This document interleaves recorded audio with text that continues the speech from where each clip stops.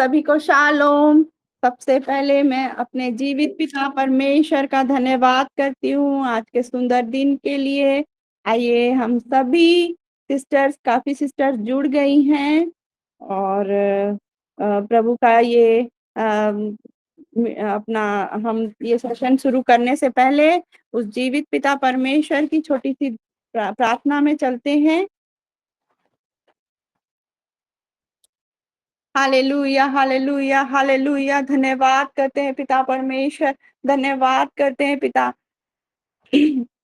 धन्यवाद करते हैं पिता, आप सब आपके चरणों में अपना कोटि-कोटि धन्यवाद करते हैं और हम सभी सिस्टर समर्पित होते हैं जितने जुड़ गए हैं प्रभु, आप सभी की मदद करें। हाँ पिता, मदद करे खुदावंद, मदद करे खुदावंद, ताकि हम सभी जुड़ पाएँ पिता। हाँ पिता, एकाग्रित हो पाएँ पिता। आज के जो सैटरडे का सेशन है पिता, वीक का एंड है खुदावंद, आप मदद करें खुदावंद, ताकि हम सभी आज जो प्रार्थना है खुदावंद, जो दुआ है खुदावंद, आपके चरणों तक पहुँचा पाएँ खुदावंद। हालेलुया। परमेश्वर पिता, मैं सभी को समर्पित करती हूँ, आज के नेटवर्क को, जो सिस्टर जहाँ-जहाँ से जुड़ रहे हैं पिता, मदद करें उनकी। हर एक पिता, ये रेनी सीज़न में जो मौसम बना हुआ है खुदावंद, सबका नेटवर्क को पिता आप देखें खुदावंद और नेटवर्क स्मूथली रन करे खुदावंद। मैं धन्यवाद करती हूँ पिता। ओ पिता, मैं धन्यवाद करती हूँ। मास्टर, मैं धन्यवाद करती हूँ पिता। ओ मेरे पिता, हालेलुया। परमेश्वर पिता, आपने हर एक बातों को सुन लिया है खुदावंद। मैं धन्यवाद करती हूँ खुदावंद।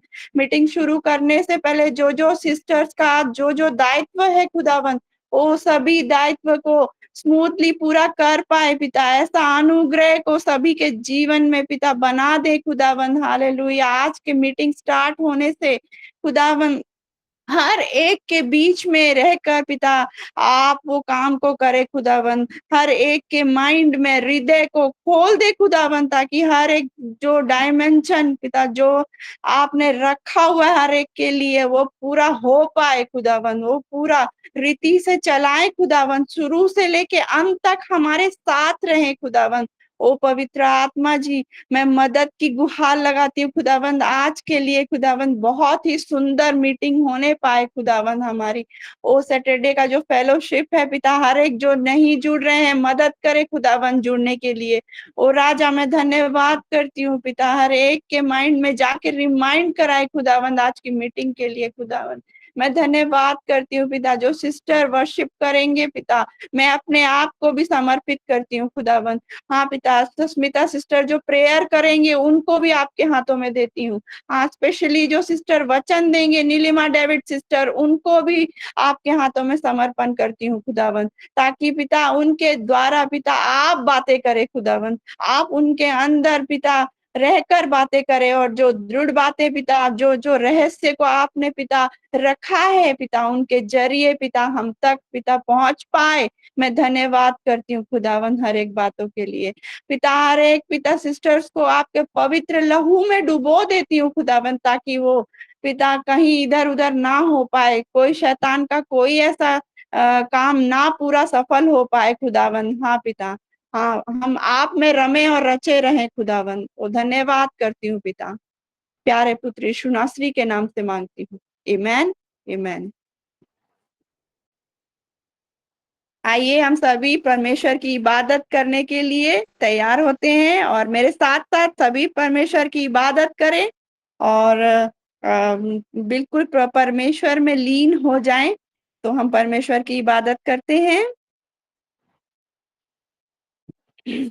ए दुनिया के लोगों, ऊंची आवाज करो, गाओ खुशी के गीत, उसका गुणगान करो, इबादत करो उसकी, इबादत करो,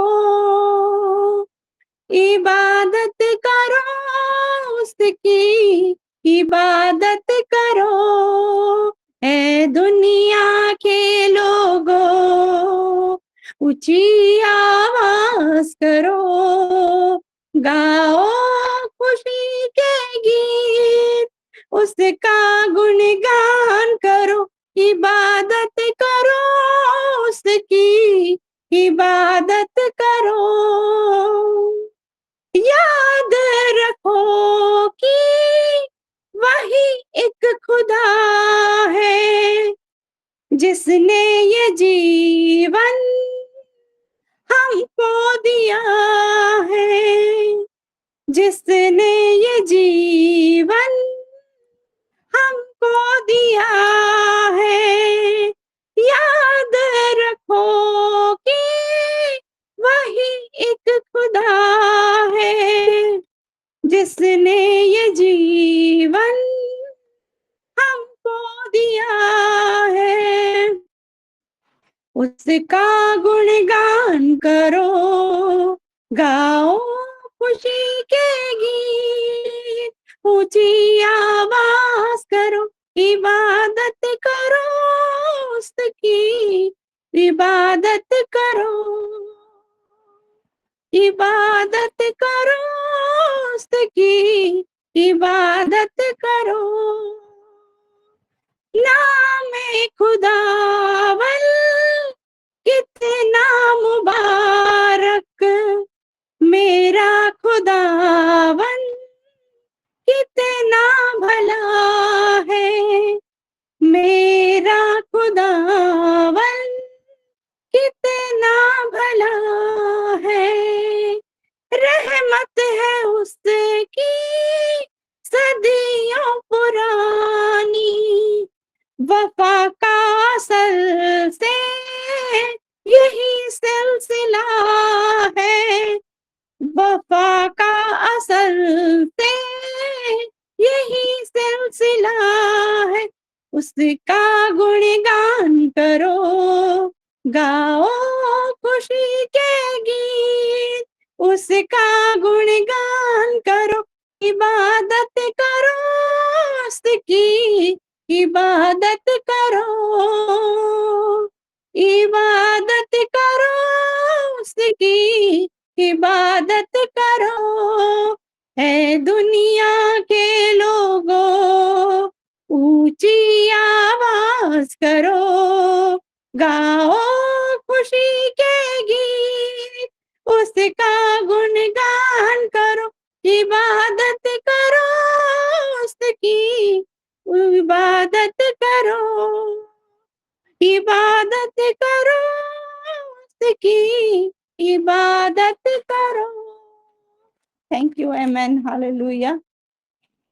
धन्यवाद करती हूँ मैं परमेश्वर का, और सच में आज का सुंदर दिन दिखाने के लिए उनका जितना धन्यवाद करो उतना कम है। तो मैं सभी से रिक्वेस्ट करूंगी कि अपना अपना प्रेयर रिक्वेस्ट को दे देंगे। आमेन।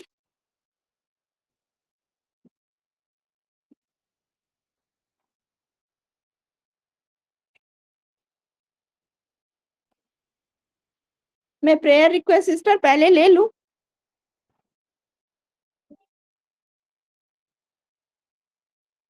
नीलिमा सिस्टर पहले प्रेयर रिक्वेस्ट ले लूं? जी जी ले लीजिए। हाँ जी।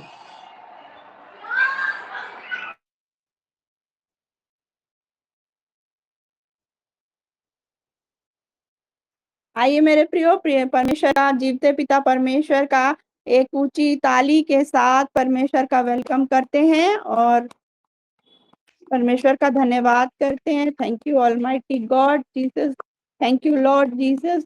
मैं धन्यवाद करती हूँ पिता, आपको पिता धन्यवाद देती हूँ। और जिन जिन सिस्टर का प्रेयर रिक्वेस्ट है, जो वैसे तो हम ऑल्टर में रोज ही करते हैं, जो जो सेम रिक्वेस्ट है वो ना दें, अगर कोई नया रिक्वेस्ट है तो प्लीज दे सकते हैं, और कोई इमरजेंसी रिक्वेस्ट है तो दे दीजिए। जी दीपिका सिस्टर। आप सभी को सालों मैं प्रभु धन्यवाद करती हूँ। प्रभु ने इतना सुंदर दिन दिखाया इसलिए, और मुझे जोड़ा है 4 बजे के समय में से। प्रभु को मैं बहुत धन्यवाद करती हूँ कंटिन्यूअसली, इसलिए प्रभु को मैं क्षमा मांगती हूँ। मेरा तबीयत भी बहुत बिगड़ जा रहा है, मुझे चक्कर आ जा रहा है, तो प्लीज मेरे लिए प्रेयर कीजिए कि मेरा टोटल रिकवरी हो सके, मुझे अच्छा लग सके। और एक और प्रेयर रिक्वेस्ट है, मेरी बेटी का PT1 का एग्जाम स्टार्ट होने वाला है 20 को, तो उसके लिए प्रेयर कीजिए। अच्छे से पढ़ाई कर सके, रीड कर सके और लिख सके अच्छे से, इसके लिए।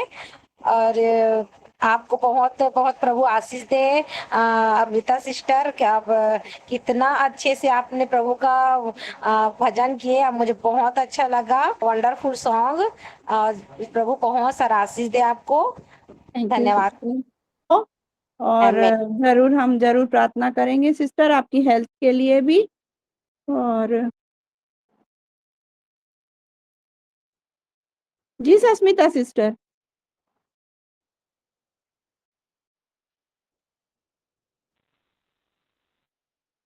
को मेरा आवाज आ रहा है?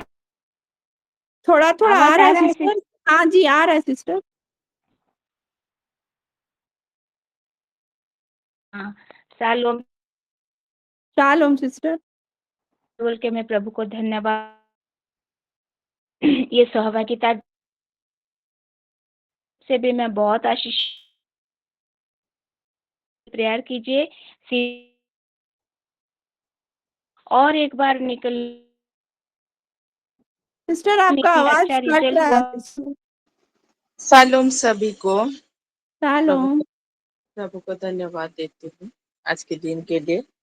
और आज ये सहभागिता के लिए प्रभु को धन्यवाद देती हूँ। और वर्शिप से मैं भी बहुत आशीषित हुई हूँ।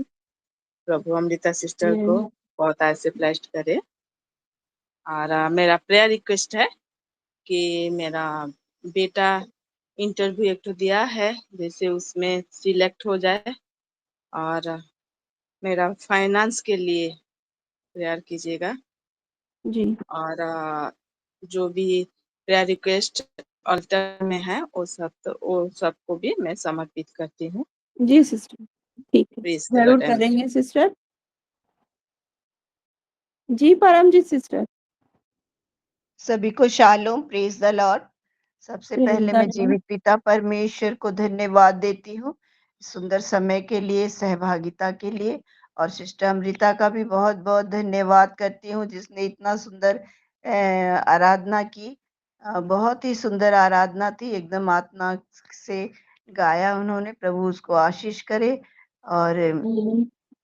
और मेरी प्रेयर रिक्वेस्ट है कि मैं राजा बेटे के लिए प्रेयर रिक्वेस्ट दे रही हूँ।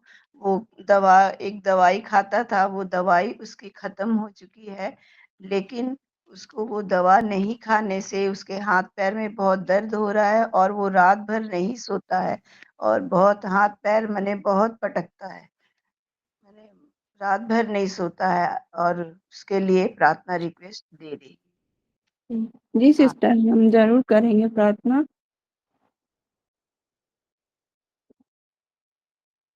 जी सस्मिता सिस्टर, आप ज्वाइन हुए क्या फिर से?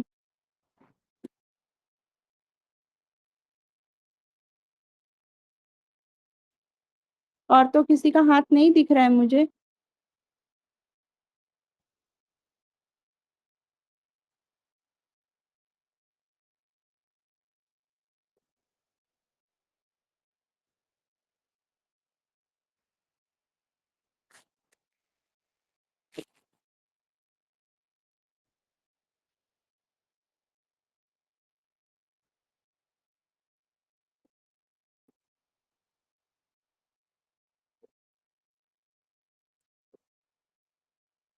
सस्मिता जैसे सिस्टर नहीं ज्वाइन हुए ना? जैसे उसको नींद आए है ना, ऐसे रात भर वो सोए राजा।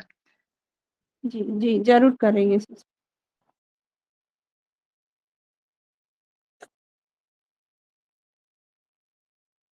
जी रिबिका सिस्टर।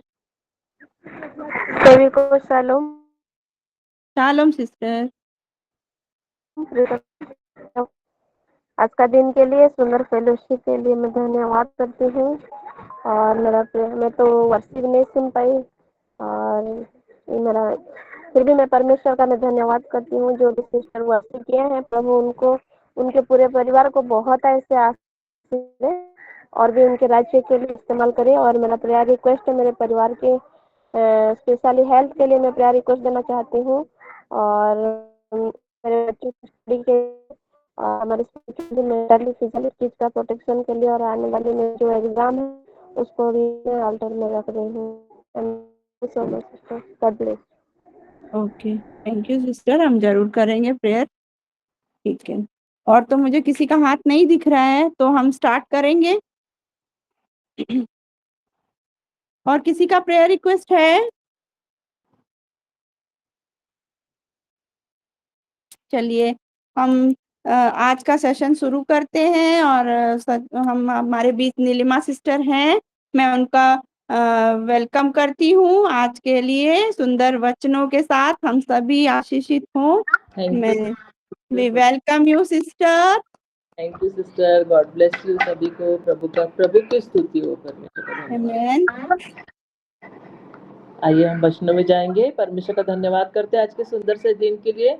और एक वचन हम पढ़ेंगे बाइबल में से, पहला थिस्सलुनीकियों उसका 4:16। स्वर्ग से उतरेगा और उस समय ललकार और प्रधान दूत का शब्द सुनाई देगा और परमेश्वर की तुरही फूंकी जाएगी और जो मसीह में मरे हैं वे पहले जी उठेंगे।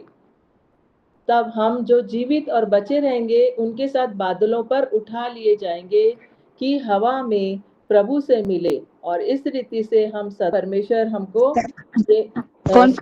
16-17, हाँ, क्योंकि कौन सा जी कौन सा आयत मैडम, कौन सा आयत?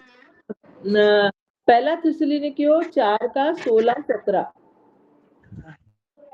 4:16-17। Thank you. हाँ, क्योंकि प्रभु आप ही स्वर्ग से उतरेगा, उस समय ललकार और प्रधान दूत का शब्द सुनाई देगा और परमेश्वर की तुरही फूंकी जाएगी और जो मसीह में मरे हैं वे पहले जी उठेंगे। तब हम जो जीवित और बचे रहेंगे उनके साथ बादलों पर उठा लिए जाएंगे कि हवा में प्रभु से मिले। इस रीति से हम सदा प्रभु के साथ रहेंगे। प्रिय, बहुत खुशी की बात है, हम सदा प्रभु के साथ रहेंगे। कितनी सुंदर बात है ना कि हम सदा वहां पर प्रभु के साथ रहेंगे। यहाँ हमारा थोड़े दिन का ही जीवन है इस दुनिया में। हमारा प्रभु के साथ सदा रहने का जो प्लान है वो परमेश्वर हमको चाहता है सक्सेसफुल करने के लिए, और वो होगा सक्सेसफुल क्योंकि हमारा परमेश्वर हमारे साथ है। उसने हमको बुलाया है, उसने हमको चुना है और हमको उसने नियुक्त किया है और हमको हमारे लिए वो खुद अपनी जान दिया। और यहाँ लिखा है आप ही, देखो कहीं कहीं लिखा है कुछ भी करने की जरूरत नहीं, आप ही, आप, यहाँ पर भी लिखा है क्योंकि प्रभु आप ही स्वर्ग से उतरेगा। प्रभु का धन्यवाद करते हैं ना, परमेश्वर की योजना है ये, परमेश्वर की इच्छा है ये। छोटी सी प्रार्थना करेंगे। धन्यवाद धन्यवाद पिता परमेश्वर, आप अपने वचनों के द्वारा हमसे बोलिए और बातचीत कीजिए पिता। और प्रभु जी आपके भेद को हमें समझाइए। और प्रभु जी हम आपसे मिलेंगे, ये आपका वायदा है और ये वायदा पूरा होने के लिए हम इस वायदे के अनुसार चलते हुए आपकी मर्जी करने के लिए सहायता कीजिए, ताकि प्रभु आपकी योजना हमारे जीवन में पूरी होने पाए, सफल होने पाए।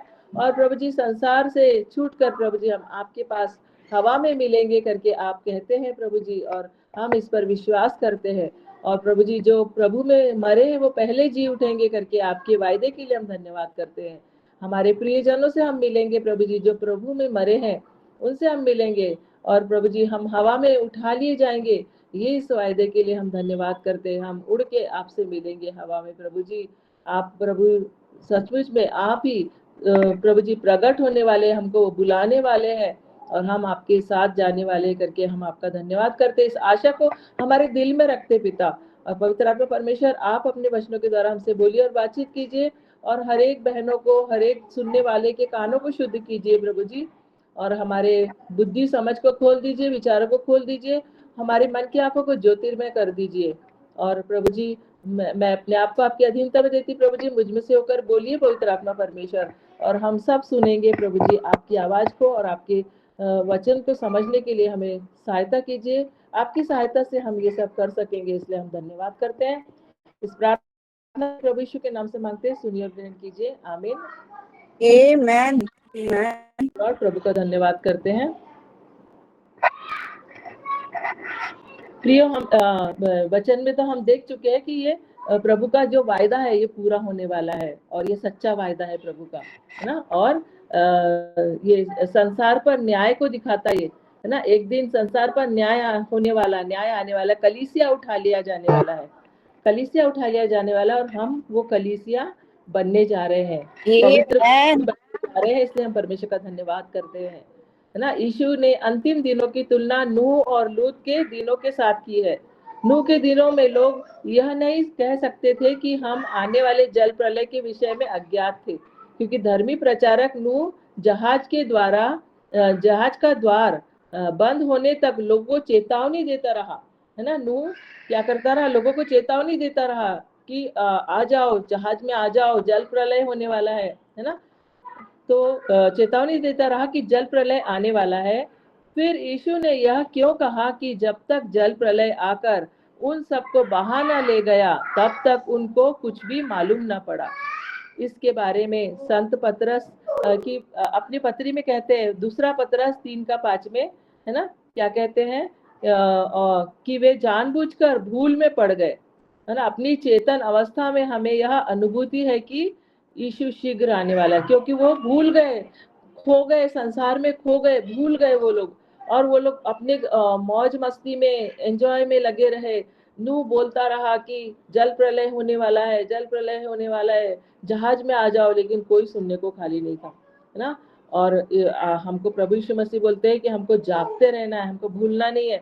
यीशु शीघ्र आने वाला है, परंतु इस विचार को हम अपने मन में सबसे पीछे ढकेल देते हैं। तो हमको ऐसे नहीं करना है, इस विचार को हमको सामने लाके रखना है, अपने दृष्टि के सामने, हर दिन, हर पल, हर क्षण हमको याद रखना है ना। और अपने आप को आश्वासन देते हुए कहते हैं, यह तो सच है कि यीशु आने वाला है, परंतु अभी नहीं आएगा करके हम ऐसा ना कहें, धोखे में ना रहे, है ना। कई लोग हार गए, हिम्मत हार गए कि यीशु मसीह आने वाला सुन रहे हैं, लेकिन यीशु मसीह अभी तक नहीं आया। लेकिन हमको निराश नहीं होना है, हमको उस ग्रुप में रहना है कि हमको जागते रहना है, हमको याद करते रहना है, यीशु मसीह आने वाले हैं, यीशु शीघ्र आने वाला है ना, प्रभु यीशु मसीह आने वाले हैं।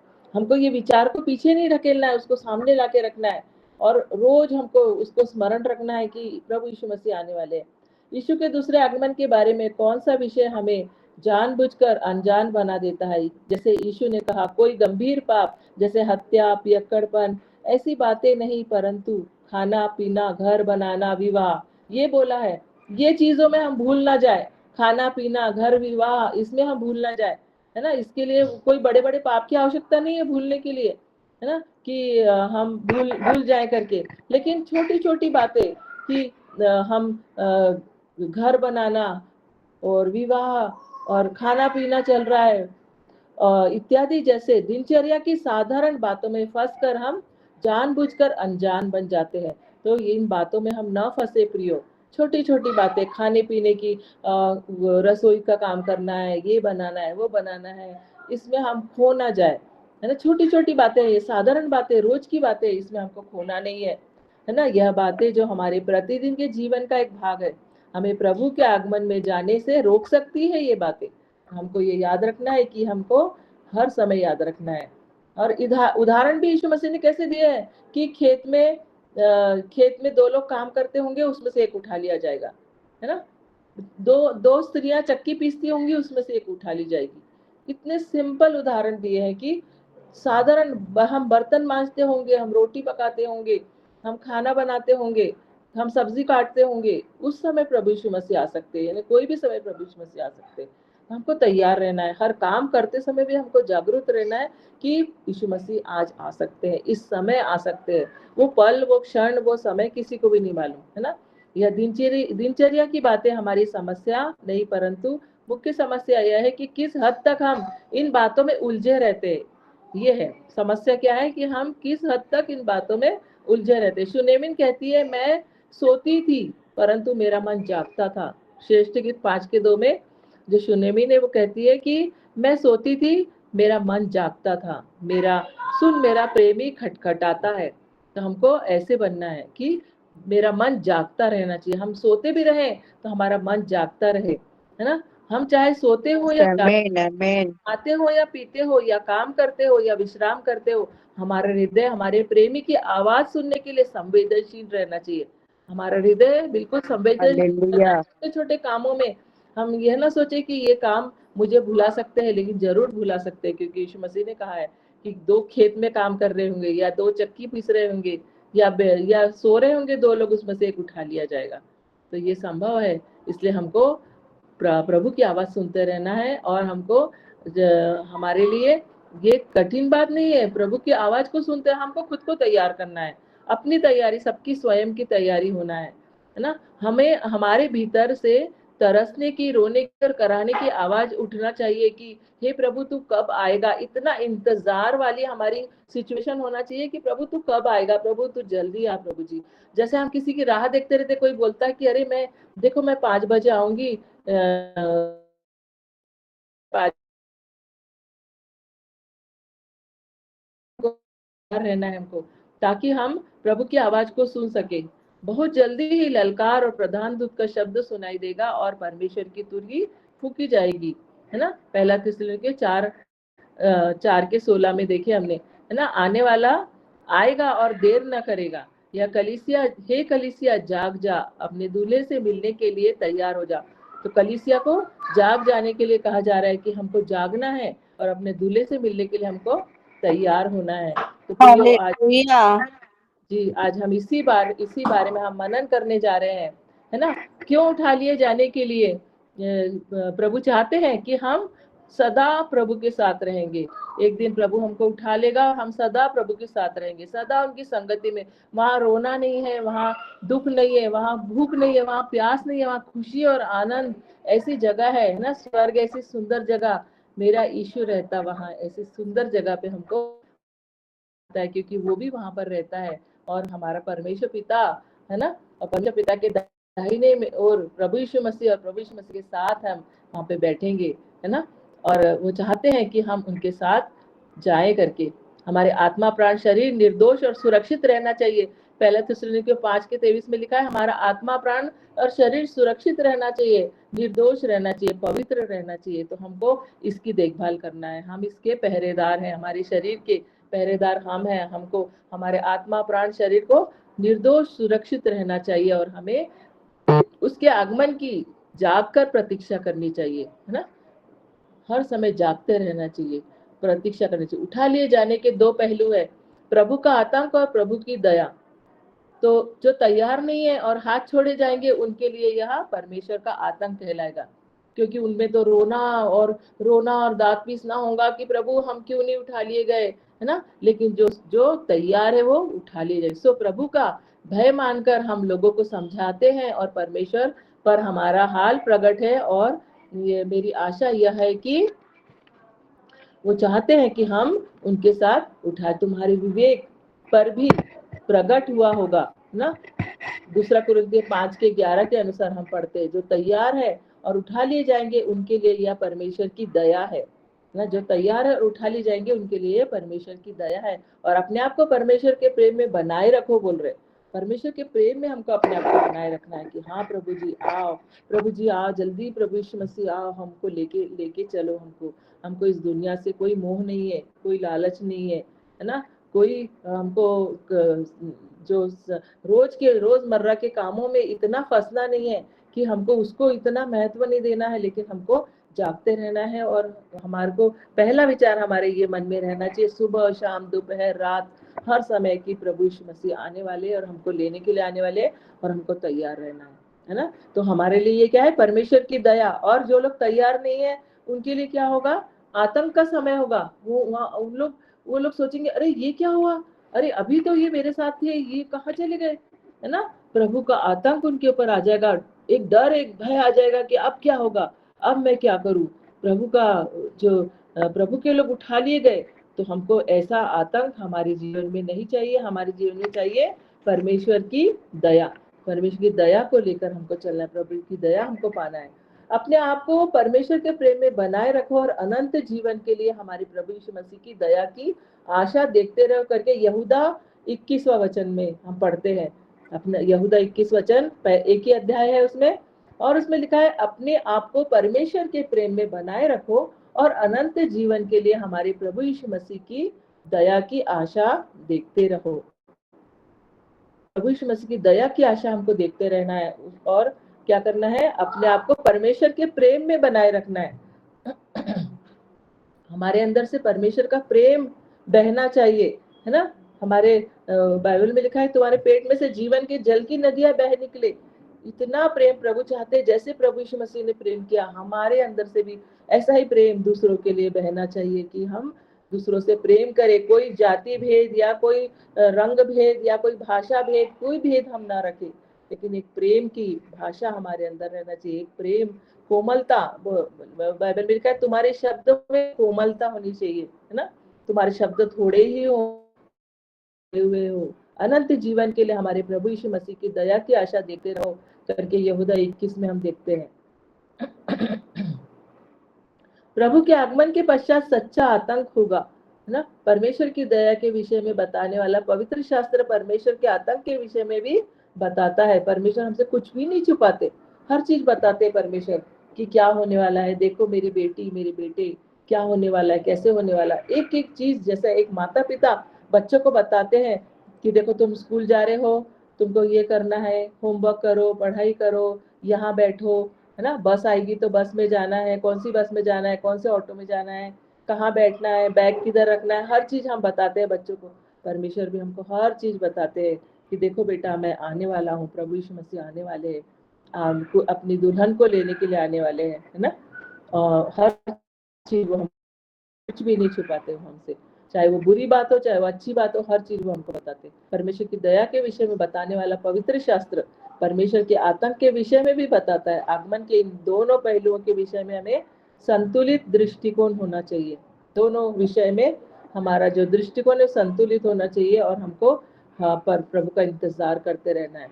प्रभु का आतंक के विषय में यीशु क्या कहते हैं, परंतु यदि वह दुष्ट दास सोचने लगे, है ना, उदाहरण के द्वारा प्रभु यीशु मसीह ने समझा दिया कि अगर यदि वो दुष्ट दास सोचने लगे कि मेरे स्वामी के आने में देर है और अपने साथी दासों को पीटने लगे और पियक्कड़ों के साथ खाए पिए, तो उस दास का स्वामी एक दिन आएगा जब वह उस दिन की बाट न जोता हो, है ना। वो पीटने लगे, अपने दासों को पीटने लगे, उनके साथ दया नहीं दिखा रहा है, प्रेम नहीं दिखा रहा है ना। तो क्या लिखा है, तो उस दास का स्वामी ऐसे दिन आएगा जब वह उसकी बाट न जोता हो और ऐसी घड़ी को वह न जानता हो, और उसे भारी ताड़ना देकर उसका भाग कपटियों के साथ ठहराएगा, वहां रोना और दांत पीसना होगा। मत्ती 24 का 48 से 51 में ये प्रभु यीशु मसीह ने हमको एग्जाम्पल से समझाया है।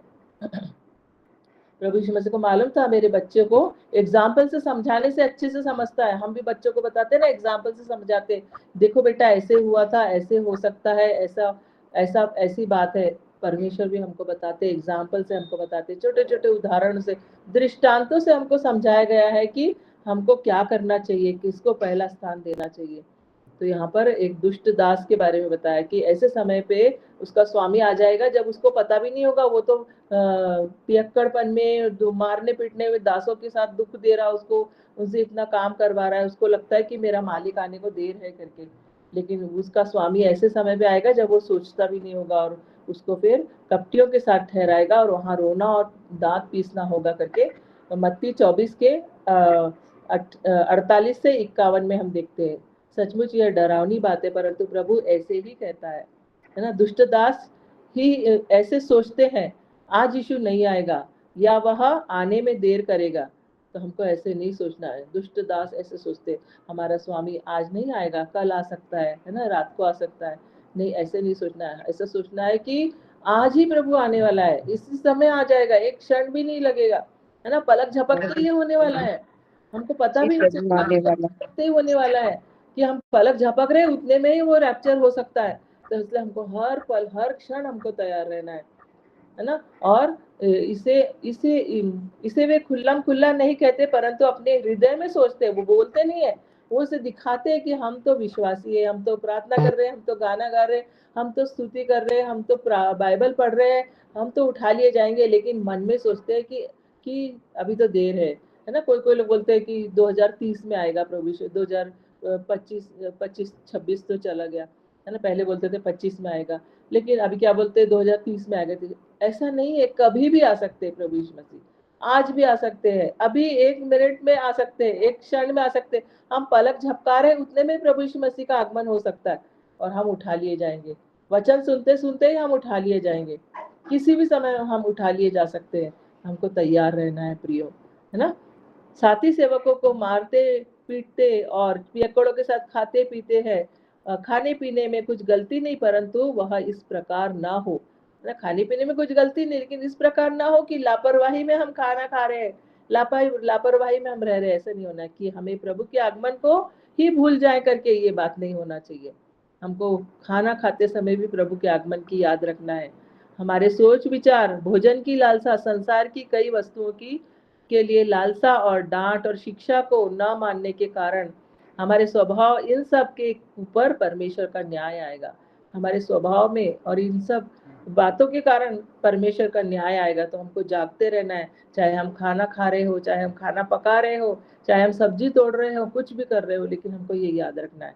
इस कारण हम प्रभु के आगमन में कलीसिया के लिए उठा लिए जाने का न्याय होकर देखते हैं, है ना। और हम पढ़ते हैं कि उस भारी ताड़ना देकर, उसे भारी ताड़ना देकर उसका भाग कपटियों के साथ ठहराएगा करके, है ना। उस दुष्ट दास का भाग कपटियों के साथ ठहराएगा। इस वचन के अनुसार वह व्यक्ति कपटी है जो अपने हृदय में ऐसे सोचने लगे, मेरे स्वामी के आने में देर है। अगर ऐसा कोई सोचता है कि मेरे स्वामी के आने में देर है, तो वो कपटी है, उसको कपटी कहा गया है ना। तो प्रिय परमेश्वर के बच्चे, प्रतिदिन हमें यीशु के आगमन की आशा करनी चाहिए। यीशु किसी भी क्षण आ सकता है।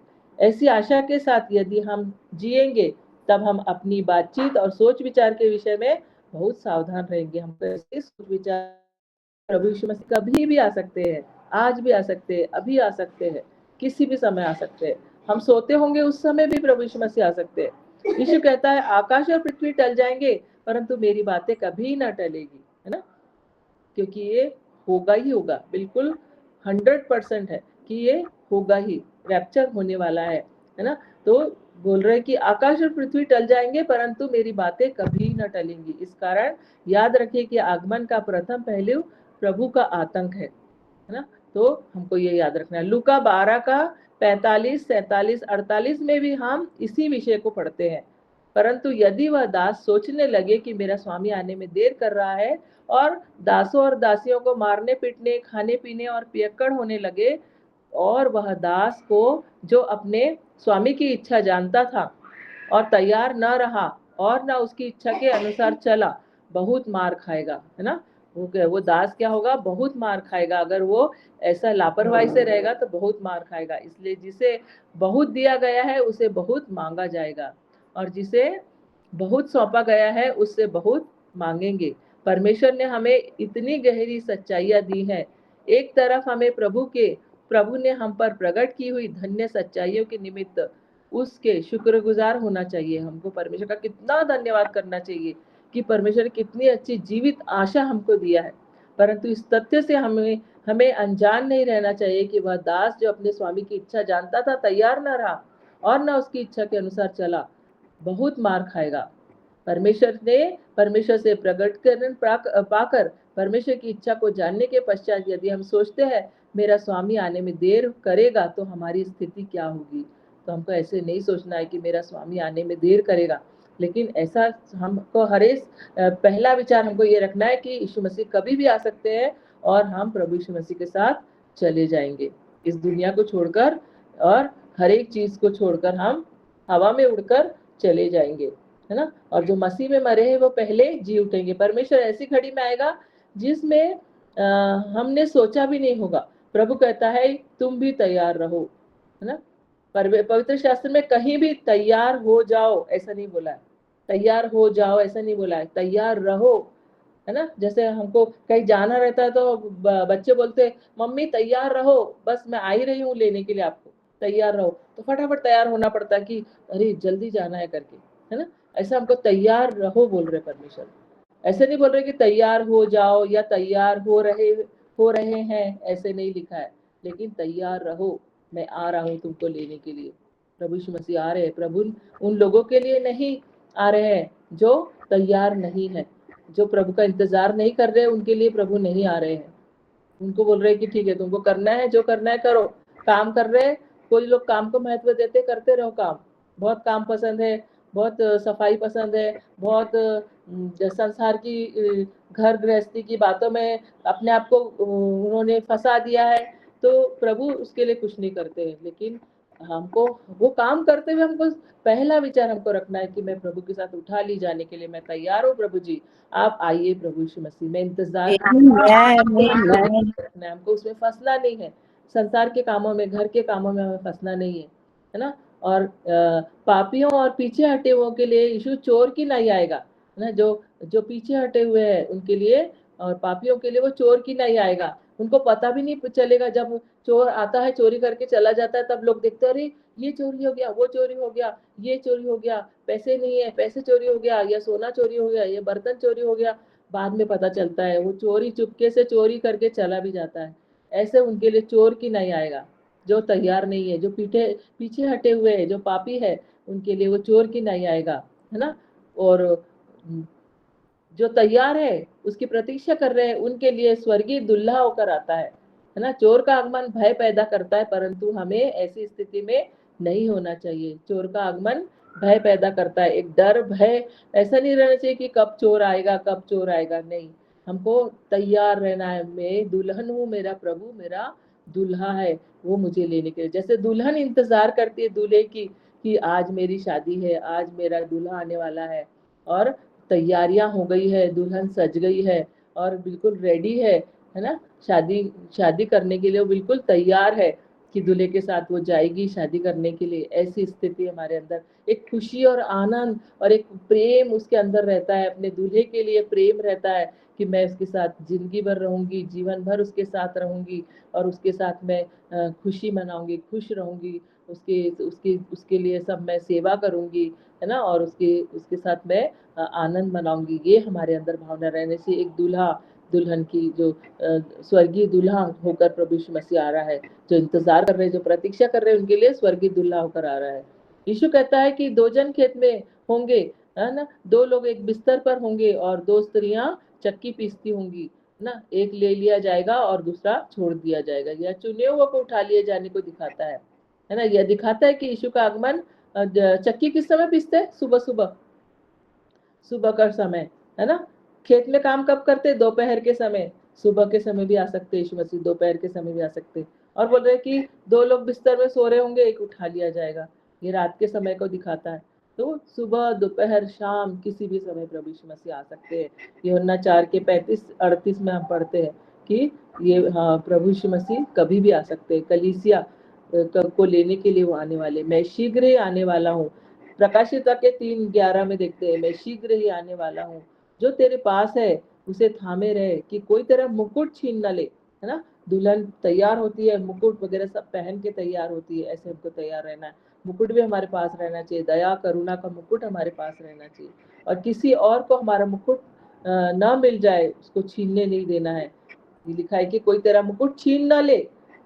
हमको ये भी सतर्क भी रहना है, उसको संभालना भी है ना। अनुग्रह को संभालना भी है। परमेश्वर का अनुग्रह मिला है, फ्री में मिला है, लेकिन उसको हमको संभालना है। उसको, उसने जो मुकुट हमको दिया है, उसको हमको संभालना। प्रभु का आगमन फसह के पर्व की नहीं होगा। फसह के पर्व के समय क्या हुआ था? फसह के पर्व की रात में मिस्रियों के बीच बड़ा हाहाकार मचा था, है ना। मिस्रियों के बीच बड़ा हाहाकार मचा था। क्यों? क्योंकि उनके पहलौठे मारे जा रहे थे, है ना। परंतु इसराइलियों में बड़ी खुशी का पर्व मनाया जा रहा था, क्योंकि वो वहां से जाने वाले थे, परमेश्वर की आराधना करने जाने वाले थे, है ना। बाहर निकाले जा रहे थे वो लोग, और उनके बीच में बड़ी खुशी का पर्व मनाया गया। और मिस्रियों के बीच में क्या हो रहा था? बड़ा हाहाकार मचा था, क्योंकि वे कनान की जो इसराइली है वो कनान की ओर जा रहे थे। एक तरफ शव संस्कार और दूसरी तरफ पर्व, है ना। जो मिस्रियों के बीच में शव संस्कार चल रहा था। जानवरों के पहलौठे मर गए, उनके दास दासियों के पहलौठे मर गए, राजा का भी बेटा मर गया, पहलौठे सबके पहलौठे मारे गए। और प्रभु यीशु मसीह, परमेश्वर ने कहा कि अगर जिसके दरवाजे पे मेमने का लहू लगा है, मेमने का लहू लगाना, उस दरवाजे को मैं छोड़ जाऊंगा। और परमेश्वर ने जो इसराइलियों के घर में कोई भी मृत्यु नहीं हुई, और बाकी सबके घर में पहलौठे मारे गए, और वहाँ हाहाकार मच गया, और लोग बहुत तकलीफ में थे, रो रहे थे, और शव संस्कार शुरू था वहां पर, कि शव एक के बाद एक शव निकाले जा रहे थे, कि जानवर का पहला उठा मर गया, इंसान का पहला उठा मर गया, दास दासी का पहला उठा मर गया, राजा का बेटा मर गया, और वहां पर शव संस्कार चल रहा था। और यहाँ पर दूसरी तरफ इजरायली खुशी का पर्व उनको वो मना रहे थे और वो कनान की ओर जा रहे थे। यह गुप्त आगमन का प्रतीक है। ये भी क्या है? गुप्त आगमन का प्रतीक है कि कैसे परमेश्वर ने उनको बोला था और परमेश्वर ने उनको वहां से बंधुआई से छुड़ाया और उनको वहां से निकाला परमेश्वर ने। ये गुप्त आगमन का प्रतीक है। कई लोग जय जयकार के साथ खुशी से गीत गाते हुए प्रभु से भेंट करने जाएंगे, परंतु हाथ छोड़े हुए के बीच में बड़ी चीख पुकार होगी। जो हाथ छोड़ दिए जाएंगे उस दिन उनकी बड़ी चीख पुकार होगी, रोना पीटना होगा कि हाय प्रभु, हमको लेके नहीं गए प्रभु जी, हम क्या हमसे गलती हो गई, मैंने इंतजार क्यों नहीं किया प्रभु जी, मैंने सोचा था कि 2030 में आप आओगे, मैंने सुना था कि 2030 में आओगे, 35 में आओगे, लेकिन प्रभु आज ही आ गए। प्रभु जी हमको माफ कीजिए। दरवाजा खटखटाएंगे, जैसे 10 कुंवारी का उदाहरण हम देखते हैं कि वो दरवाजा खटखटाती रही दूल्हे के लिए, लेकिन वो दरवाजा बंद हो चुका था, है ना। और जो बुद्धिमान कुमारियों को लेकर दूल्हा चला गया था और जो मूर्ख कुमारियां हैं वो बाहर छोड़ दी गई थी। हम हाथ छोड़े जाने के लिए नहीं बुलाए गए हैं, हम प्रभु के आगमन में उठा लिए जाने के लिए बुलाए गए हैं प्रियो। तो हमको प्रभु के आगमन में जाना है, तैयार होना। मलाकी 3 में पढ़ते हैं कि जिस प्रभु को हम ढूंढते हैं वह अचानक अपने मंदिर में आ जाएगा। जितने लोग पवित्र आत्मा का अभिषेक प्राप्त किए हैं वे उसके मंदिर है ना। हम परमेश्वर के मंदिर है, पवित्र आत्मा प्राप्त कर चुके, हमारे अंदर परमेश्वर की उपस्थिति आ गई है। पवित्र आत्मा परमेश्वर हमारे अंदर आ गए, खुद परमेश्वर हमारे अंदर है। तो हम क्या बन गए? उसके मंदिर। ये हमारा शरीर परमेश्वर का मंदिर बन गया, है ना। पवित्र आत्मा का अभिषेक पाए हुए में केवल वे जो तैयार है वे आगमन में जाएंगे। इब्रानी 9:28 में हम देखते हैं, जो लोग उसकी बाट जोहते हैं उनके उद्धार के लिए दूसरी बार दिखाई देगा, है ना। पहली बार वह पापियों के उद्धार के लिए आया, दूसरी बार वह उनके लिए आएगा जो उसके आने की आस देखते हैं। तो उसके आने की आस देखते रहना है, आशा रखना है, निराश नहीं होना है, उदास नहीं होना है। हर दिन हमको इंतजार करना है, प्रभु जल्दी आ, प्रभु यीशु मसीह मुझे लेने के लिए आ।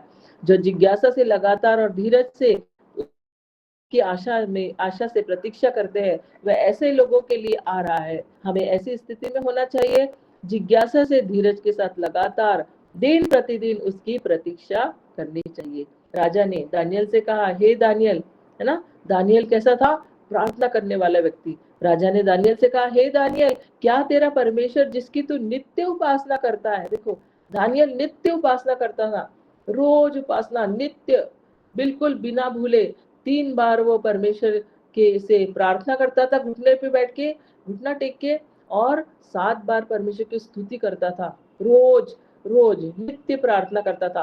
तो राजा को भी पता था कि तू नित्य प्रार्थना करता है। ऐसे हमारे अड़ोस पड़ोसियों को भी पता चलता है कि हम नित्य प्रार्थना करते हैं। नित्य हम 4 बजे प्रार्थना में जुड़ते हैं, हम सब महिलाएं जुड़कर प्रार्थना करते हैं, विनती करते हैं, निवेदन करते हैं, अन्य भाषा में प्रार्थना करते हैं।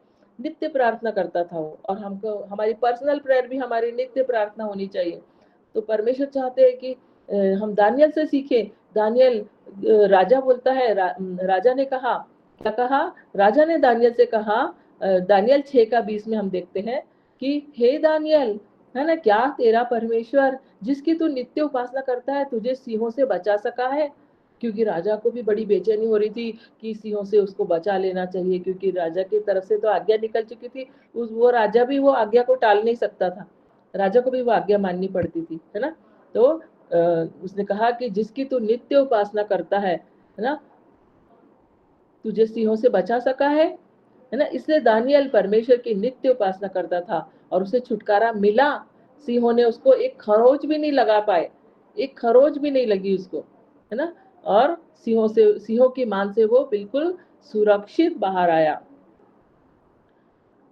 हमें दिन के 24 घंटे उसकी सेवा करनी चाहिए। ऐसे लिखा है, उस पर हानि का कोई चिन्ह न पाया गया, है ना। दानियल पर हानि का कोई चिन्ह न पाया गया, कोई खरोच नहीं, कोई चोट नहीं, कुछ नहीं, है ना, क्योंकि वह लगातार परमेश्वर की उपासना करता था। हमारे हृदय पर कोई चोट या ठोकर की भावनाओं का चिन्ह नहीं पाया जाना चाहिए। प्रियो, हमको हमारे हृदय की भी रक्षा करना है। हमारे हृदय में कोई चोट नहीं रहना चाहिए, कि मैं बहुत दुखी हूँ या मुझे घाव है, हृदय में घाव है या कोई दुख है, हमको हर एक बात प्रभु के सामने उंडेलना है। जैसे हम प्रेयर रिक्वेस्ट देते हैं, हर बात देते हैं, परमेश्वर चिंता करेगा, वो सब ठीक करेगा, ये विश्वास रखना है कि परमेश्वर के लिए सब कुछ संभव है, उसके लिए कुछ भी कठिन नहीं है। हमको सिर्फ प्रेम से रहना है सबके साथ, है ना। हमारे बच्चे हैं, हमारे परिवार है, हमारे बुजुर्ग है, हमारे जवान है, सबको प्रभु के सामने रख दो, उसको समर्पण कर दो। प्रभु आप संभालिए, मुझसे नहीं संभलेगा परमेश्वर, आप संभालिए।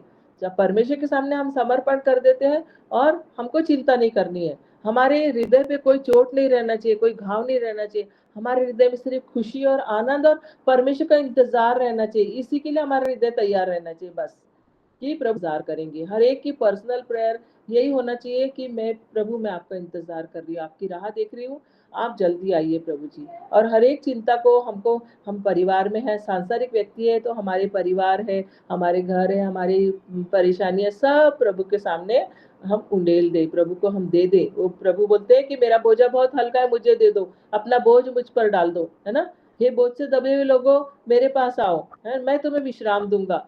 हमको प्रभु के पास सारे बोझ को दे देना, हम क्यों अपने पास बोझ रख रहे हैं, है ना। एक स्टोरी हमने सुने थे ना कि एक एक एक महिला थी, वो सर पे टोकरी रख के जा रही थी, तो एक गाड़ी वाले ने उसको गाड़ी में बिठाया, बोला कि ठीक है मैं तुमको गाड़ी में बिठाता, मैं तुमको वहां छोड़ दूंगा, लेकिन वो टोकरी सर पे रखी है, तो बोझ तो लेके ही बैठी है ना, वो बोझ तो नीचे उतार के रख सकती थी, आराम से फ्री बैठ सकती थी, लेकिन वो बोझ लेके ही बैठी है। तो फिर उसको, वो क्या फायदा है उसका, उसको लिफ्ट दिया उसने और उसने वो बोझ लेकर ही वो चल बैठी है गाड़ी पे। तो हमको बोझ रखना ही नहीं है, बोझ प्रभु को दे देना है ना। इस जीवन के सफर में हम बोझ से दबे हुए नहीं रहना चाहिए, हमारा हृदय घायल नहीं होना चाहिए, हमारे हृदय को चोट नहीं लगना चाहिए, उसको बहुत संभालना है हृदय को, है ना। परमेश्वर ने हमको जो मांस और लहू का हृदय दिया है, उसको संभालने की जिम्मेदारी हमारी है। जैसे दाऊद बोलता है, हे मेरे मन, दाऊद ने कितनी केयर किया, कहाँ कहाँ भागा, कहाँ कहाँ छुपा, लेकिन कितनी केयर किया उसने हृदय की अपने, कि हे मेरे मन यहोवा को धन्य, के अपने मन की केयर किया उसने, कि उसका मन उदास ना हो जाए, है ना, हताश ना हो जाए। उसका बेटा उसको मारने के पीछे पड़ा है, उसका ससुर उसको मारने के पीछे पड़ा है, उसकी पत्नी उसको बदनाम कर रही है, उसको नाम रख रही, लेकिन उसने कोई चिंता नहीं किया, है ना। ऐसे ही तो हमारे साथ भी होता है, हम भी तो ऐसे सुख दुख भोगी व्यक्ति है, हमारे साथ भी ऐसे होता है, लेकिन हमको हर एक बोझ प्रभु को दे देना है, आंसुओं से रो के प्रभु को बता देना, प्रभु मुझे ऐसे बोले, मेरे हस्बैंड ने ऐसे बोले, मेरे बेटे ने ऐसा बोला, मेरी बेटी ने ऐसे, प्रभु आप उनसे, मैं उनसे प्रेम करूंगी प्रभु जी, आप उनको प्रभु बुद्धि दीजिए, समझ दीजिए, उनके लिए प्रार्थना करें हम, है ना। अगर कोई शराब पीता है उसके लिए प्रार्थना करें, प्रभु आप उसको इस लत से मुक्त कर दीजिए प्रभु जी, आप उसको मीठी नींद दीजिए प्रभु जी, आप उसको चंगाई दीजिए प्रभु जी, प्रभु ही चंगा करेंगे। हमको तो मालूम हम कुछ नहीं कर सकते, हमारे में कुछ योग्यता है ही नहीं, हम कुछ नहीं कर सकते, हमको सिर्फ बोझ प्रभु को देना है।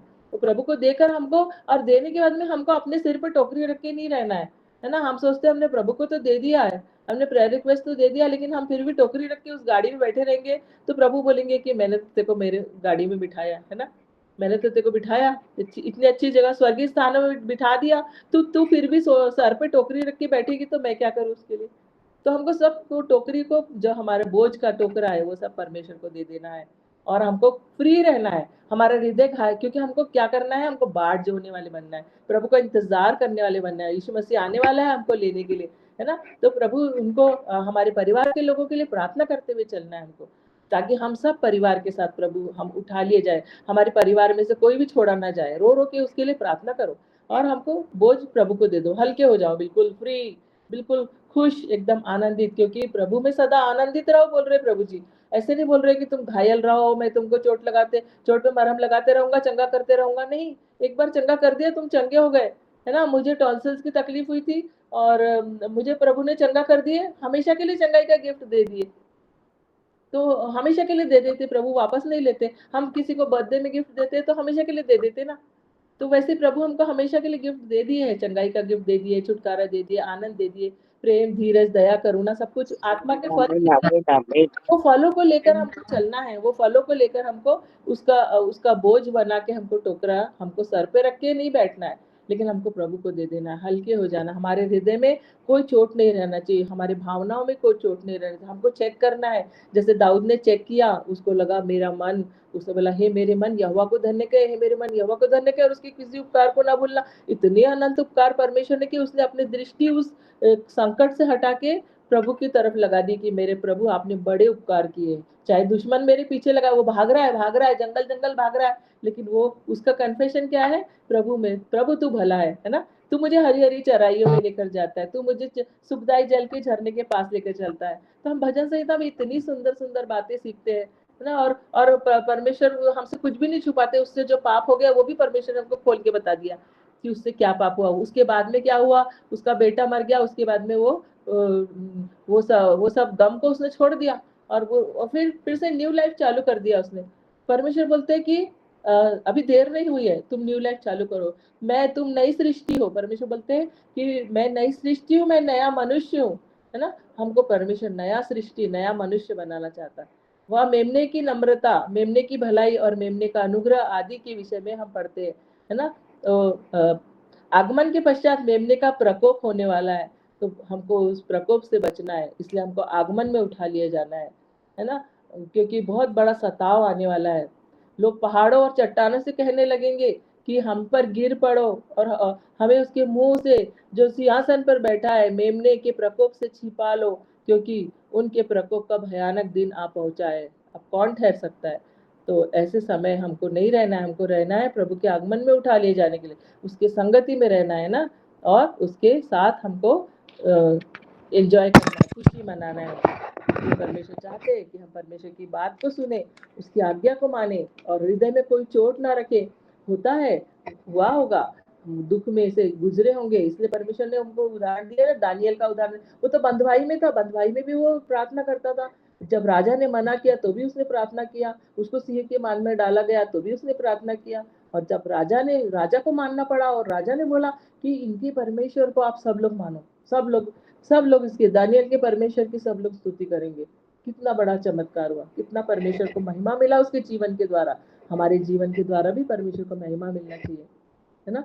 भजन संहिता 90 का 8 में देखते हैं कि तू हमारे अधर्म के कामों को अपने सम्मुख और हमारे छिपे हुए पापों को मुख्य ज्योति में रखा है करके, है ना। यदि हम अपने पापों को ज्योति में ले आए तो प्रभु हमें धोएगा, है ना। हम अपने पापों को ज्योति में ले आए, उसको छुपाए नहीं, गुप्त पापों को छुपाए नहीं, प्रभु मैं आपकी ज्योति में लेकर आती हूँ करके प्रार्थना करे, और प्रभु हमारे पापों को धोकर हमें शुद्ध करने के लिए तैयार है, क्योंकि ये अनुग्रह का समय चल रहा है।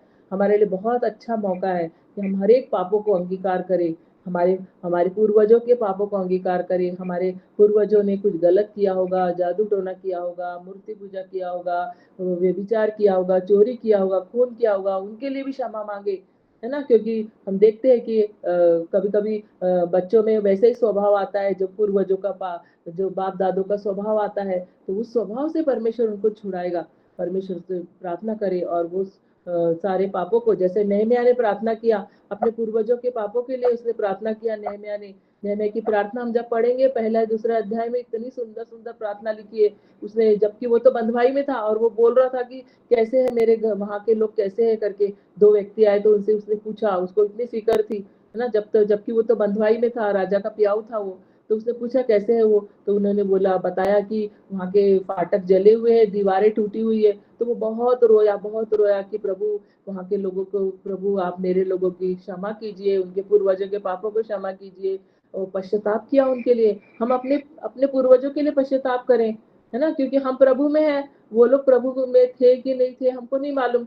आज हमारे बच्चे हैं, वो भी प्रभु में आ रहे हैं धीरे धीरे, हम उनके लिए पश्चाताप करें। प्रभु मैं पश्चाताप करती हूँ अपने बेटे के लिए, अपनी बेटी के लिए, अपने पति के लिए, अपने परिवार के लोगों के लिए, प्रभु आप उन्हें क्षमा कर दीजिए, प्रभु अपने प्रेम से भर दीजिए, उनके लिए प्रार्थना करें।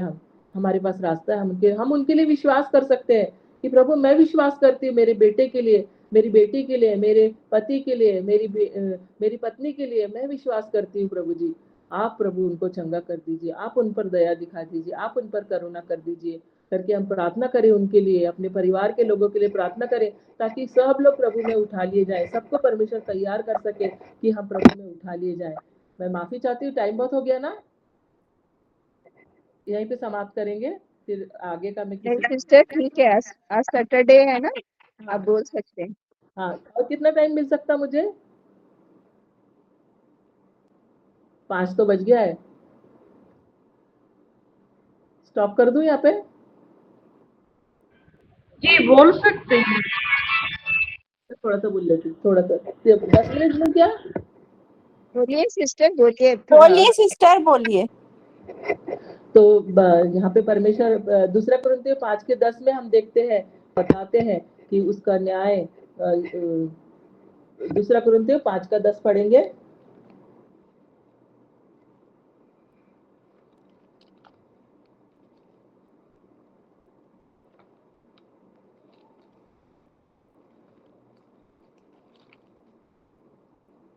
दूसरे कुरिन्थियों 5:10 में लिखा है, क्योंकि अवश्य है कि हम सबका हाल मसीह के न्याय आसन के सामने खुल जाए, कि हर एक व्यक्ति अपने अपने भले बुरे कामों का बदला जो उसने देह के द्वारा किए हों पाए, है ना।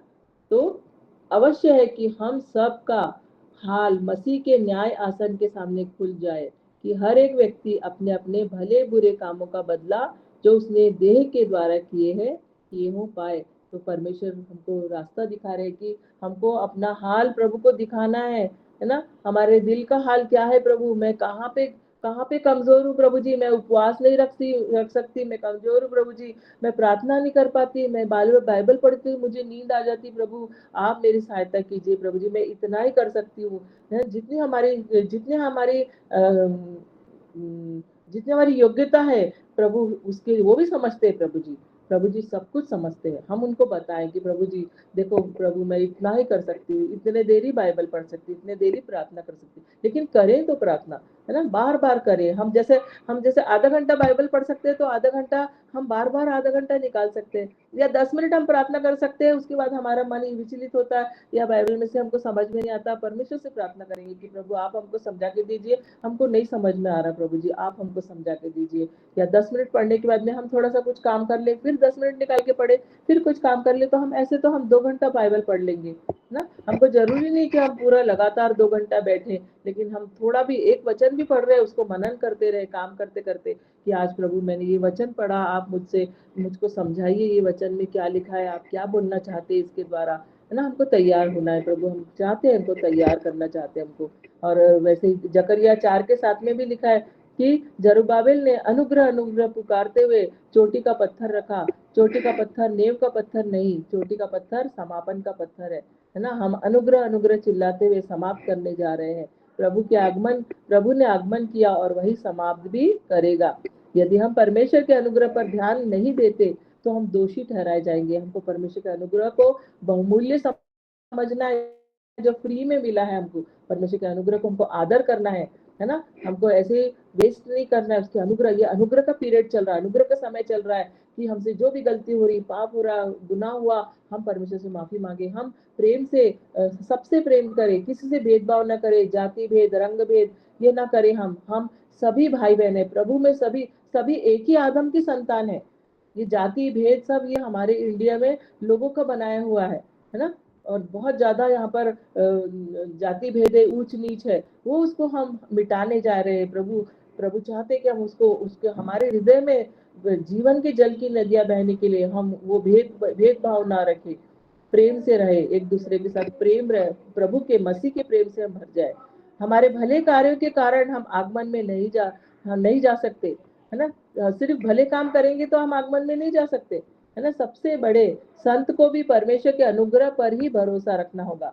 केवल परमेश्वर के अनुग्रह से ही हम जा सकते हैं, उसके अनुग्रह पर ही हमको भरोसा रखना है। परमेश्वर का अनुग्रह ही आपको प्रभु के आगमन में जाने के लिए सहायता करेगा। हमारे बाइबल में लिखा है हमारे धर्म के काम तो मैले चिथड़ों के समान है, कितने भी हम धर्म के काम कर ले, लेकिन प्रभु के आगमन में नहीं जा सकते उन धर्म के कामों के कारण से। लेकिन हमको प्रभु के आगमन में उठा लिए जाने के लिए हमको परमेश्वर का अनुग्रह ही चाहिए, है ना। और ये अनुग्रह उठा लिया जाएगा, जब कलीसिया उठा लिया जाएगा तो अनुग्रह भी उठा लिया जाएगा। तो अभी अनुग्रह का समय है, उस अनुग्रह को हम पकड़ ले, है ना।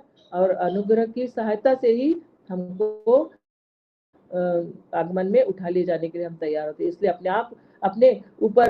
अपने ऊपर से अपनी आंखें हटा लीजिए। हमें अपने ऊपर से अपनी आंखों को हटाना है, लेकिन प्रभु की ओर लगाना है। यदि हमें परमेश्वर के अनुग्रह के बारे में दर्शन नहीं हो तो हम अपने कामों को ही देखते रहेंगे, है ना। अगर हमारे अंदर परमेश्वर के अनुग्रह के बारे में दर्शन नहीं है तो हम अपने कामों को ही देखते रहेंगे और खुश होते रहेंगे। अरे मैंने ये काम बहुत अच्छा किया, चलो आज मैंने खाना बांट दिया, ये काम मैंने बहुत अच्छा किया, या मैंने आज कपड़े बांट दिया, ये मैंने बहुत अच्छा काम। हम अपने में खुश रहेंगे, हमको वो खुशी नहीं देखना है। वो बांटने के बाद भी अगर हम खाना बांट रहे हैं या कपड़े बांट रहे हैं या हम ब्लैंकेट बांट रहे हैं, कुछ भी कर रहे हैं, कुछ भी सेवा का काम कर रहे हैं, लेकिन हमको प्रभु के अनुग्रह की तरफ ही देखना है। प्रभु के अनुग्रह से ही हम जाएंगे, है ना। प्रभु के अनुग्रह के साथ ही हम आगमन में उठा लिए जाएंगे। नूह को देखिए, परमेश्वर की आंखों पर देखने के द्वारा उसने अनुग्रह पाया, है ना। परमेश्वर की आंखों पर देखता रहा, प्रभु की आंखों की ओर देखता रहा वो, कि प्रभु आपकी ओर मैं देखता हूँ करके ना। इस कारण हमें भी परमेश्वर की आंखों पर ही देखना चाहिए, वहीं से अनुग्रह आता है ना। परमेश्वर की आंखों में अनुग्रह भरा हुआ है। आज प्रभु की आंखें हमारे लिए अनुग्रह से भरी हुई है, अनुग्रह की दृष्टि से हमको दिखता है। जैसे हम अपने बच्चों को अनुग्रह से देखते हैं, प्यार से देखते हैं कि जाने दे, गलती किया ना, ठीक है, अगले बार से मत करना, हम क्षमा कर देते हैं ना। तो वैसे ही परमेश्वर हमको क्षमा करता है, हमारे बच्चों को क्षमा करता है, और वो अनुग्रह हमारे जीवन को रूपित और परिवर्तित करेगा, है ना। यहूदा 21 में जैसे अभी हमने पढ़े, प्रभु यीशु मसीह की दया की आशा देखते रहे, है ना। यहूदा 21 में क्या लिखा है कि प्रभु यीशु मसीह की दया की आशा देखते रहो। यहाँ हम देखते हैं कि प्रभु यीशु मसीह के आगमन के स्थान पर प्रभु यीशु मसीह की दया ऐसे लिखा है ना। तो प्रभु यीशु मसीह की दया की ओर देखते रहे। वो दया का सागर है, क्षमा का खानी है। वो सागर में कितना भी पानी निकालो, उस सागर का पानी खत्म ही नहीं होता, है ना। चाहे वो गर्मी का सीजन हो, चाहे ठंडी का है, बरसात का, सागर हमेशा भरा हुआ, हमेशा सागर। समुद्र के किनारे जाओ तो समुद्र की लहरें इतने जोर से आती है और खलखलाता हुआ पानी दिखता ही रहता है ना। पानी भरा हुआ, चारों तरफ पानी ही पानी दिखाई देता है। ऐसा परमेश्वर का दया का सागर है वो, है ना। प्रभु का आगमन दया है ना, क्योंकि अब तक प्रभु नहीं आया। यह परमेश्वर की दया, ये भी परमेश्वर की दया है कि वो विलम्ब क्यों कर रहा है, कि बहुत सारे लोग आ जाए प्रभु में, परमेश्वर के नजदीकी में आ जाए। और ये कैसे आएंगे? हमारे द्वारा आएंगे। हमको प्रेम दिखाना है, प्रभु यीशु मसीह का प्रेम हमको दिखाना है। हमको सेल्फिश नहीं बनना है कि ठीक है मेरा उद्धार हो गया, दूसरे का नहीं हुआ तो मैं कुछ नहीं कर सकती। नहीं, हमको ये प्रेयर करना है, प्रभु उनका भी उद्धार कीजिए, उनका भी छुटकारा कीजिए। अपने बच्चों पर दया करना है, अपने परिवार पर, अपने पड़ोसियों पर दया दिखाना है। प्रभु का दया, प्रभु का प्रेम हमको दिखाना है।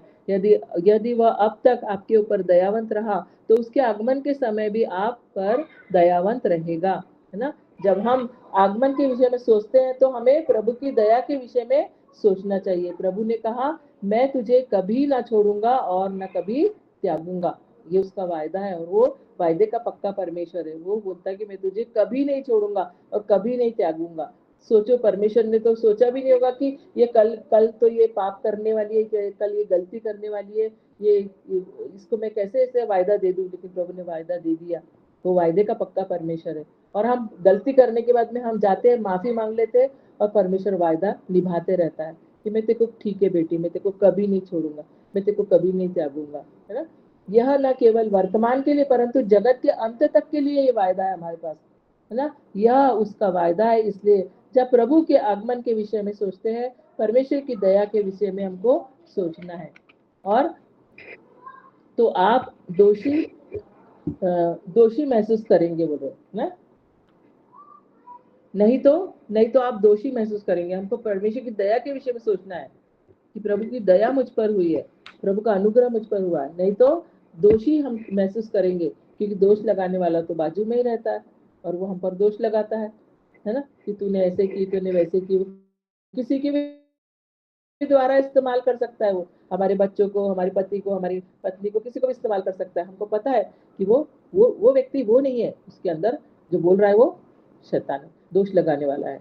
तो हमको बुरा नहीं मानना है। हमको प्रभु के प्रेम से, हमको फिर से उनसे प्रेम से रहना है, माफ करना है, क्षमा करना है। हमको 7 के 70 गुना बार क्षमा करो, यानी निरंतर क्षमा करना है। जब हम कहेंगे हे प्रभु तेरी दया, तेरी सहायता कर सकती है, तब वह दया तुम्हारे हृदय को तोड़ देगी और वह दया हमारे हृदय को कोमल बना देगी। है ना। परमेश्वर के बच्चों के लिए परमेश्वर कहते हैं कि यदि आप अपने जीवन को देखें तो आप कभी भी प्रभु के आगमन में नहीं जा सकते। यदि हम परमेश्वर के अनुग्रह की दृष्टि खो दे तो हम अपने आप पर दोष लगाएंगे। अगर परमेश्वर के अनुग्रह की दृष्टि हम खो देंगे तो हम अपने आप पर ही दोष लगाना शुरू कर देंगे कि मैं तो ऐसी हूँ, मैं तो वैसी हूँ, मैं तो ऐसी हूँ। अपने आप पर ही दोष लगाना शुरू। इसलिए हमको परमेश्वर की दृष्टि की ओर देखना है, उसकी आंखों की ओर देखना है। प्रभु तेरी दया मुझ पर है, प्रभु तेरा अनुग्रह मुझ पर है, तेरा प्रेम मुझ पर है। तूने वादा किया कि तू मुझे कभी नहीं छोड़ेगा, कभी नहीं त्यागेगा। तेरे प्रेम के लिए मैं परमेश्वर धन्यवाद करती हूँ। तो हम अपने आप पर दोष नहीं लगाएंगे ना, और दूसरों पर भी दोष नहीं लगाएंगे। हमको प्रभु की दृष्टि की ओर ही देखना है, उसकी दृष्टि, अनुग्रह की दृष्टि को हमको खोना नहीं है कभी भी, क्योंकि परमेश्वर का अनुग्रह प्रकट है जो सब मनुष्यों के उद्धार का कारण है और हमें चिताता है कि हम अभक्ति और सांसारिक अभिलाषाओं से मन फेर कर इस युग के संयम और धर्म और भक्ति से जीवन बिताए। तीतुस के 2:11-13 में हमको पढ़ने के लिए मिलता है। और उस धन्य आशा की अर्थात हमारे अपने महान परमेश्वर और उद्धारकर्ता यीशु मसीह की महिमा को प्रकट होने की बाट जोहते रहे। परमेश्वर की क्या लिखा है कि धन्य आशा की अर्थात महान परमेश्वर और उद्धारकर्ता यीशु मसीह की महिमा के प्रकट होने की बाट जोहते रहे। सांसारिकता और अभक्ति जीवन का इनकार करके सचेत होकर धार्मिकता और भक्ति से जीवन बिताने के लिए परमेश्वर का अनुग्रह हमें सिखाता है ना। सांसारिकता और अभक्ति जीवन का इनकार करना, हमको सांसारिकता और अभक्ति जीवन से हमको दूर रहना है, उसका इनकार करना है। और हमको परमेश्वर की धार्मिकता और भक्ति से जीवन बिताने के लिए परमेश्वर का अनुग्रह हमें सिखाता है। और परमेश्वर चाहते हैं कि हम उसके आगमन में उठा लिए जाए, उसके नजदीकी में रहे, उससे प्रेम करें, उसके प्रेम को जाने, उसकी करुणा, उसकी दया हम पर हमेशा होती रहे। प्रभु करुणामय होकर हमें अपनी करुणा को सीमित नहीं करता, है ना। और ऐसे लिखा है भजन संहिता 108 का 4, 36 और 5 में लिखा है, तेरी करुणा आकाश से भी ऊंची है। देखो कितनी करुणा है, आकाश से भी ऊंची है। आकाश तक कोई पहुंच पाया है क्या? नहीं पहुंच पाया। परमेश्वर बोलता है, वचन में लिखा है कि तेरी करुणा आकाश से भी ऊंची है। इतनी परमेश्वर की करुणा है। तेरी सच्चाई आकाश मंडल तक पहुंची है। इतनी परमेश्वर की सच्चाई है, सच्चाई से भरा हुआ परमेश्वर, सत्य है परमेश्वर, है ना। प्रभु का वचन सत्य है और प्रभु यीशु मसीह सत्य है। तुरही फूकी जाएगी क्योंकि प्रभु आप ही स्वर्ग से उतरेगा। उस समय ललकार और प्रधान दूत का शब्द सुनाई देगा और परमेश्वर की तुरही फूकी जाएगी और मसीह में मरे हुए पहले जी उठेंगे। तब हम जो जीवित और बचे रहेंगे उनके साथ बादलों पर उठा लिए जाएंगे कि हवा में प्रभु से मिले, है ना। पहले थिस्सलुनीकियों 4 का 16-17 जो हमने पहला ही वचन पढ़ा था कि हम प्रभु से मिले, हवा में हम प्रभु से मिलेंगे और इस रीति से हम सदा प्रभु के साथ रहेंगे, है ना। इसलिए परमेश्वर विश्वास योग्य है। आज यीशु के सामने अपने पहाड़ को ललकार कर कहे, जो समस्या है, जो प्रॉब्लम है, वो एक पहाड़ है, हम उसको ललकार कर कहे, हे पहाड़ हट जा, प्रभु यीशु के नाम से तू हट जा। हे पहाड़ तू क्या है ना, तू क्या है, तू हट जा। क्योंकि जब हम प्रभु के नजदीकी में जाते हैं तो कोई पहाड़ हमको रोक नहीं सकता, है ना। वो लिखा है कि हे पहाड़ को ललकार कर कहे तू मैदान हो जाएगा। और जब हम बादलों में पहुंचेंगे तब हम कह सकते हैं, प्रभु मैं जान गया हूँ कि तेरी विश्वास योग्यता बादलों तक पहुंचती है ना। तब हम बोल सकते हैं कि प्रभु मैं जान गया हूँ कि तेरी विश्वास योग्यता कहाँ तक पहुंचती है? बादलों तक पहुंचती है। हम केवल अनुग्रह को देखें, प्रभु के अनुग्रह की दृष्टि को देखें, प्रभु के अनुग्रह की आंखों की तरफ देखें। हम अपने कामों की तरफ देखकर खुश ना हो जाए, प्रभु के अनुग्रह की तरफ हर समय उसके अनुग्रह की तरफ हम दृष्टि लगा के रखें प्रियो। यही परमेश्वर का वचन है और परमेश्वर के नाम की स्तुति करती हूँ, परमेश्वर का धन्यवाद करती हूँ। Praise the Lord. प्रभु को स्तुति। Praise the Lord. धन्यवाद देती हूँ परमेश्वर पिता का और सिस्टर नीलिमा का मैं धन्यवाद देती हूँ। और एक ऊंची ताली के साथ परमेश्वर को हम धन्यवाद देते हैं। आज के सुंदर वचनों के साथ हम सभी आशीषित हुए हैं। परमेश्वर का कोटि कोटि धन्यवाद करते हैं। आइए मेरे प्रियो, अभी हम सब चलते हैं। सस्मिता रणबीर सिस्टर का उनका नेटवर्क नहीं है, इस करके वो कट गई हैं। और उन्होंने फोन किया था लेकिन उनका आवाज बिल्कुल सुनाई नहीं दे रहा है, वो मैसेज कर दी हैं। तो मैं सिस्टर शीलो आईडी से कौन जुड़ा है?